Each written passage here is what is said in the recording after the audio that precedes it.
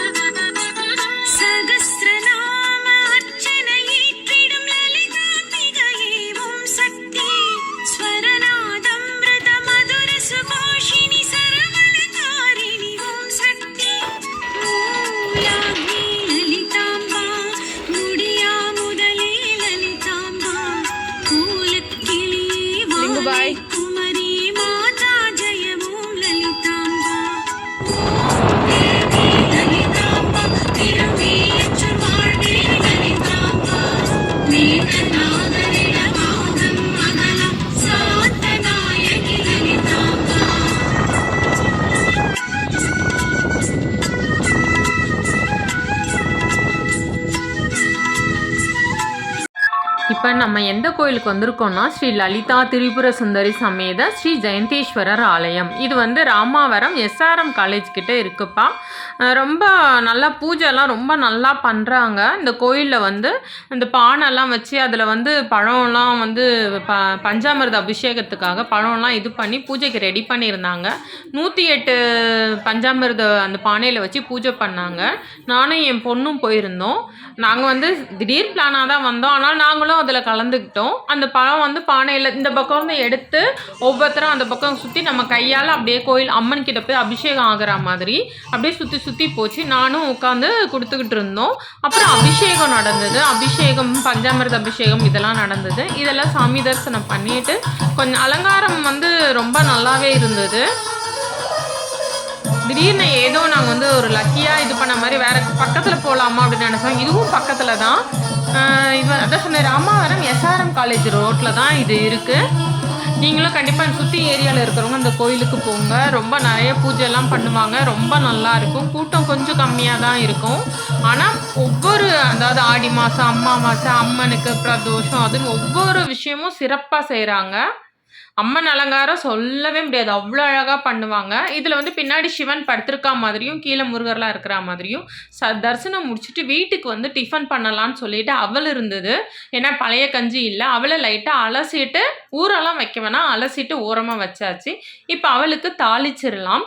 கடாய் வச்சுட்டு கொஞ்சமாக எண்ணெய் ஊற்றி ஃபஸ்ட்டு வேர்க்கடலையை வறுத்து எடுத்துக்கலாம். இது நான் செய்யலை, என் பொண்ணு செஞ்ச டிஃபன் தானே நான் செய்கிறேன் அப்படின்னு சொன்னால். அவளில் போகா தான் பண்ண போகிறோம். அதாவது அவள் உப்புமா மாதிரி. வேர்க்கடலை கொஞ்சம் லைட்டாக கலர் சேஞ்ச் ஆயிடுச்சு. வறுத்து எடுத்தாச்சு. வெங்காயம் மட்டும் பொடியாக கட் பண்ணிக்கலாம். தக்காளிலாம் தேவையில்லை. இது வந்து உப்புமா மாதிரி தான். இப்போ வந்து வெங்காயத்தை பொடியாக கட் பண்ணிக்கலாம். பூண்டுவை தோல் எடுத்துக்கலாம். பொடி பொடியாக கட் பண்ணி எடுத்துகிட்டு நம்ம தாளிக்க வேண்டியதுதான். இப்போ வேர்க்கடலை வறுத்த அதே கடாயில் எண்ணெய் ஊற்றி கடுகு போட்டுட்டு கொஞ்சமாக சீரகம் போட்டுக்கலாம். பெருங்காயம் கொஞ்சம் சேர்த்துக்கலாம். கடுகு, சீரகம், பெருங்காயம், கருவேப்பிலை, பச்சை மிளகாய், அப்புறம் அந்த நறுக்கி வச்ச பூண்டையும் சேர்த்துக்கலாம்.